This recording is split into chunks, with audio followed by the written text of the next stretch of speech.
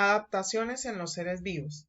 Las adaptaciones son importantes en los seres vivos ya que les permite sobrevivir en diferentes condiciones y ambientes.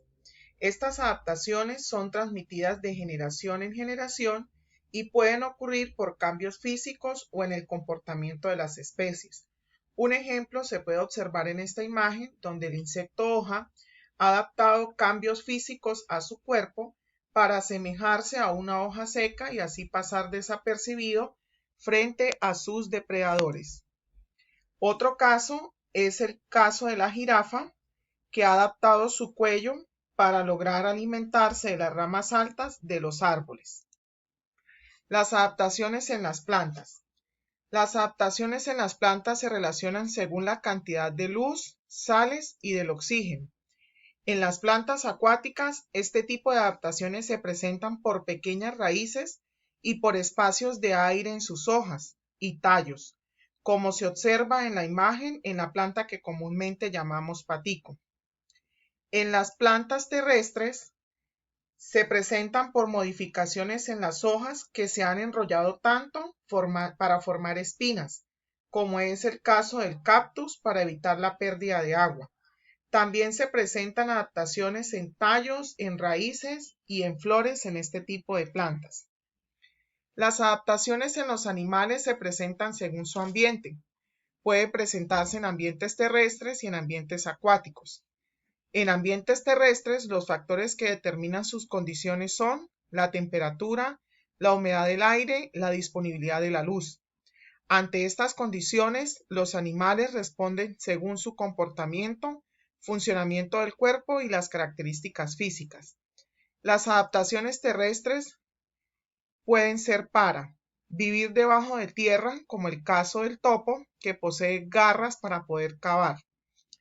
También puede ocurrir para correr, como es el caso del tigre, que posee patas largas para poder cazar a sus presas, o caso contrario, un ciervo para poder huir del peligro. También se presentan para vivir en árboles. Poseen patas con dedos y garras para trepar los árboles, por ejemplo, el caso del camaleón y el mico. También ocurre para volar. Poseen alas, por ejemplo, los insectos, las aves y los murciélagos. También para planear. Poseen la capacidad de estirar su piel para poder saltar de sitios altos, por ejemplo, las ardillas voladoras y los peces voladores. También ocurre como mecanismo de defensa, el camuflaje, con la coloración del ambiente o tener colores llamativos que indican peligro. Por ejemplo, el insecto palo o el insecto hoja que veíamos al inicio de las diapositivas y también las ranas y las serpientes venenosas. En ambientes acuáticos, los factores que determinan sus condiciones son la temperatura, la presión del agua, la disponibilidad de la luz y la salinidad. Las adaptaciones acuáticas pueden ser para la temperatura, acumulando grasa bajo su piel para mantener la temperatura, por ejemplo, las ballenas. También puede ocurrir para nadar. Poseen cuerpos largos y aplanados, con aletas, por ejemplo, las tortugas, el tiburón y los peces.